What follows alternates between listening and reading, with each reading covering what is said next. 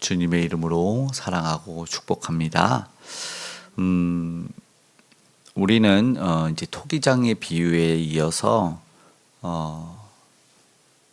로마 교인들에게 이제 이스라엘에 대한 그리고 사도 바울의 소원이 구원에 대한 것을 또 이야기하고 있습니다. 주제가 바뀌지만 하나로 이어져 가고 있는 것이죠. 사도 바울은 간절한 소원이 있었는데 10장 1절에 보니 그 소원이 나와 있습니다. 간절한 소원, 내 마음에 원하는 바, 그리고 하나님께 구하는 바. 내 마음에 간절한 소원과 기도가 있다. 간구하는, 하나님께 기도하는 소원이 있으니까 하나님께 구하게 됐죠. 그것은 바로 1절에 명확하게 있는데 그들로 구원을 받게 함이라. 이스라엘이랍니다. 이스라엘을 위하는 간절한 기도가 있습니다.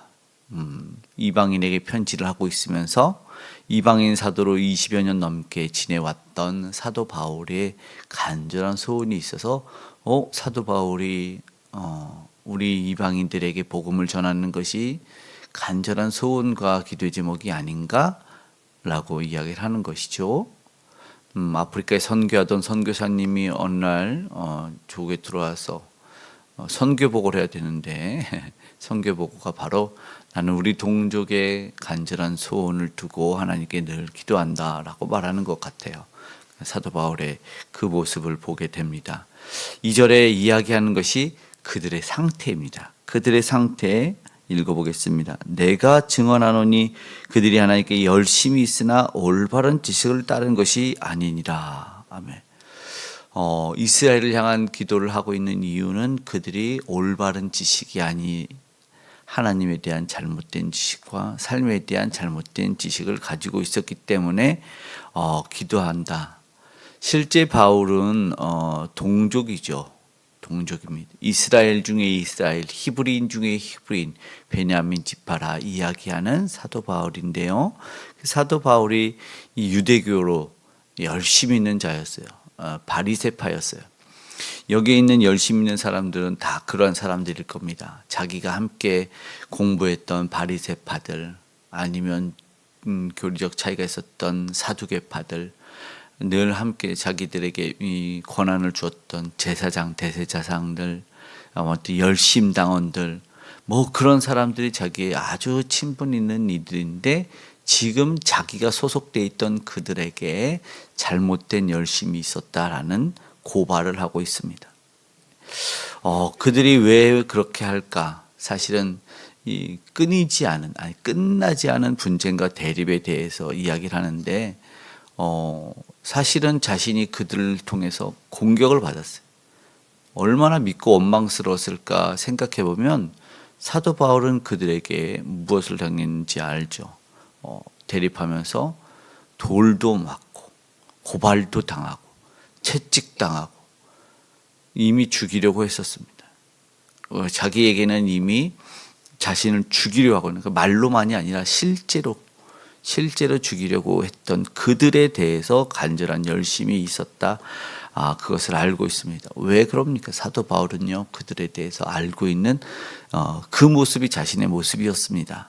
네, 더 잘 알고 있었어요. 저들이 왜 저런가. 근데 저들에 대한 저 행위 자체가 자신들이 갖고 있는 저 의롭다 여기는 그 행위가 바로 자기를 구원하지 못한다는 것을 알고 있는데도 저 행위를 하고 있기 때문에 사도 바울의 입장에서는 안타깝다. 네, 이 얘기를 하고 있는 것이죠. 어떠한 우리가 죄에 빠졌어요.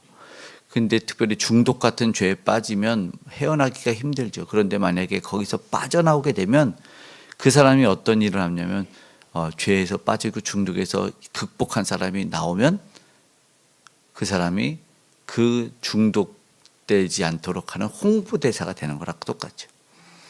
자기가 그 폐해를 가장 잘 아는 거예요. 여기서 얼마나 고통스러웠는지. 그래서 우리가 뭐 이단 대책위원회 저런 데 보면은 꼭 이단에 빠졌던 사람들이 이단 방지 강연을 하는 거예요. 내가 바로 그였습니다 라고 말하면서 그런 이야기를 하는 것을 보게 되는데, 바로 그와 같은 것이죠. 절대적으로 뜯어말리고 싶다. 그것이 바울이 가질 수밖에 없었던 소원입니다. 그럴 수밖에 없었죠. 자신이 그 위험을 가장 잘 알고 그 피해를 가장 제대로 겪었던 사람이기 때문에 그럴 수 없는데, 오늘 사도 바울의 그러한 소원을 우리가 이해하면서 그가 간절히 하나님 앞에 기도할 수밖에 없었던 이유를 우리가 살펴보게 되는 것입니다. 기도할 수밖에 없었던, 누구보다 잘 알았어요. 누구보다 잘 알았고, 예를 들어 우리가 문제가 있으면 그냥 내가 대책을 못 마련하다든가 아니면 내가 힘쓸 여력이 없으면 이런지, 시간이 다 해결해 줄 거, 이렇게 얘기할 수 있어요. 그러나 보시면 걱정 안 해도 되면 그렇게 해도 됩니다. 그래, 정말 죽거나 정말 위험하면은 당장 뜯어 말리고 그 가지고 있는 어떤 그런 것도 막 뜯어서 뺏을 거예요. 그런 모습이 비춰지는 건데, 바울도 지금 목숨을 걸고 말리는 것이죠. 어떻게든 뜯어 말려야겠다. 그것 오늘 우리가 보면 교훈 삼고 기도해야 될 거다라고 생각합니다. 우리가 절대로 악한 것에 또 아니면은 좋지 않은 것을 물려주지 않습니다. 사랑하는 이들에게. 그래서 사도 바울이 무엇 한다고요? 하나님께 기도한다.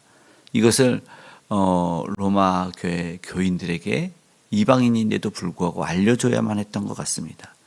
기도하면서 막연하게 기도할게, 이것도 아니었던 것 같아요. 구체적으로 원인과 이유를 파악했던 사도 바울입니다. 사도 바울은요, 이미 로마에 편지할 때는 그 많은 위협을 무릅쓴 상황이었다. 무릅쓴 상황 속에서 이야기를 하고 누구보다 잘 알고 있었기 때문에 그렇게 얘기하죠. 일단 그가 이 구원에 관하여 대치되는 것, 왜냐하면 그들은 자기들이 구원을 받는다고 여기는, 그러니까는 3절 4절에 보니까 하나님의 의를 모르고 자기 의를 세우려고 한다. 그러니까 율법의 마침이 되신 예수를 모르는 상황 속에서 꼭 이야기를 먼저 해주고 싶었던 것이 분명히 있었는데, 그것이 뭐냐면 믿는 자들에게 이 부끄러움을 당하지 않게 하기 위해서다. 믿는 자들에 대해서 부끄러움을, 그러니까 바로 여기서 믿음에 대해서 이야기를 하는 것이죠. 보시면 32절의 말씀 함께 읽어볼까요? 시작. 어찌 그러하냐? 이는 그들이 믿음을 의지하지 않고 행위를 의지함이라 부딪힐 돌에 부딪혔느니라. 아멘. 큰일 났습니다. 믿음을 의지하지 않는다. 이건 아주 중요한 진리죠. 구원이 믿음으로 말미암는다고 감히 선포했던 바울이 처음 서두 인사 지나자마자 했던 1장 17절에 의인은 믿음으로 말미암아 산다라고 선포를 해놓고 이야기를 전개를 해서 그 죄에 대해서 자유롭지 못한, 거기서 구원받는 것에 대해서 이야기를 하고 아브라함의 예도 들고 다윗의 예도 들고 그렇게 분명하게 해서 믿음으로 말미암아 구원한다 했는데, 이제 그들은 믿음을 따르지 않고 행위를 의지했다. 굉장히 중요한 얘기. 그리고 나서 뭐예요? 부딪힐 돌에 부딪혀버렸다. 돌에 부딪혀버렸습니다. 행위에서 안 했을 때 믿지 않는 그들이 진짜로 난처한, 지금 이제 부끄러운 일을 당하게 생겼습니다. 어찌 그러하냐? 이제 안타까운 일에 대해서 율법을 그러네 따르면, 그러면 이 말이 뭐냐면 부딪힐 돌에 부딪혔다라는 그 행위를 의지하거나 율법을 의지하면 돌에 부딪히게 되어 있는 거예요. 무조건 돌에 부딪히는데, 그 돌이 뭐냐면 여기 본문에 뭐라면 기록된 바라고 말하면서 이사야서 28장의 말씀을 인용하는데, 베드로전서의 2장에도 나오는 이야기인데요. 걸림돌과 거치는 바위라고 말합니다. 걸려서 넘어지게 될 것이고, 아니면 부딪혀서 예수님이 심판 말했는데 이 깨어져 버리는 상황이 발생하는 거죠. 그들이 의지하는 행위, 그들이 믿고 있던 그 율법, 그러나 그 율법은 31절에 의의 법을 따라간 율법에 이르지 못하였다. 결국 여기에 만나면 이제는 큰일 나게 생긴 거죠. 아까 말씀드린 베드로 전서 2장 8절에는 뭐라고 말하냐면 이 거치는 바위를 만나버리게 되는데 그 바위가 뭐냐면 이렇게 말씀합니다. 또한 부딪히는 돌과 걸려 넘어지게 하는 바위가 되었다 하였느니라. 그들이 말씀을 순종하지 아니함으로 넘어지나니 이는 그들이 이렇게 정하신 것이라. 근데 요 바로 앞절인 2장 7절에 보면 건축자의 버린 돌이 모퉁이 돌이 되었다라고 말합니다. 이 무슨 돌입니까? 이게 바로 예수 그리스도를 말합니다. 예수 그리스도를 우리가 모퉁이 돌이라 말하죠. 코너스톤 뭐 이렇게 하는데 이 모퉁이 돌을 만나버린 거죠. 그가 그 돌에 걸릴 수밖에 없고 부딪혀서 깨어질 수밖에 없다라는 것을 이야기하고 있는 것이죠. 본문에 분명하게 구원을 받을 수 있는 것이 뭐라고 굉장히 중요한 진리, 이신칭의의 진리를 선포합니다. 30절 말씀 읽어보겠습니다. 그런즉 우리가 무슨 말을 하리요? 의를 따르지 아니한 이방인들이 의를 얻었으니 곧 믿음에서 난 의요. 반복입니다. 믿음에서 난 의요. 이신칭의, 믿음으로 의를 획득해서 하나님에게 나아갈 수 있게 되는 거죠. 막혔던 게 열려버리는 거예요. 그러나 그들이 그 막혔던 길을 가다가 만약에 다른 이가 의와 행위에 대한 것을 가져오면 돌을 만나버리는 거죠. 그럼 부셔지고 깨어지고 걸려서 넘어지는 것을 이야기하는 것이에요. 이것이 사도 바울이 너무나 안타까웠던 얘기라는 것이죠. 이걸 치웠으면 좋겠는데 너무나 안타까운 것이에요. 그렇게 얘기하는 것이에요. 그러면 예수 그리스도를 만났을 때는 사실 예수 그리스도를 뭐예요? 걸려 넘어지는 돌과 부딪히는 돌이 아니라 반석 위에 세운 돌. 반석에서 집질, 어떤 비바람이 몰아도 창수가 쳐도 무너지지 않고 흔들리지 않는 반석 같은 돌이 된다라는 것이죠. 오늘 그래서 우리 간절히 기도하기를 원하는 것이 있어요. 우리는 믿음이 굳건해져야 됩니다. 믿음이 있으면 흔들리지 않습니다. 말씀드린 비바람이 몰아쳐도 창수가 나도 흔들리지 않아요. 예수 그리스도를 굳건하게 붙잡고 있어야 됩니다. 우리는 순간순간 어려운 일이 발생하면 흔들려요. 그때는 하나님이 너 넘어져라가 아니라 너 우리 믿음을 점검해서 굳건히 서고 일어서기를 바라는 거예요. 그래서 사도 바울이 그걸 소원했어요. 사랑하는 이 동족이, 내 동족의 평생의 소원이 저들이 예수 믿는 것, 저들이 구원받는 것이 소원이어서 간구하고 있었다.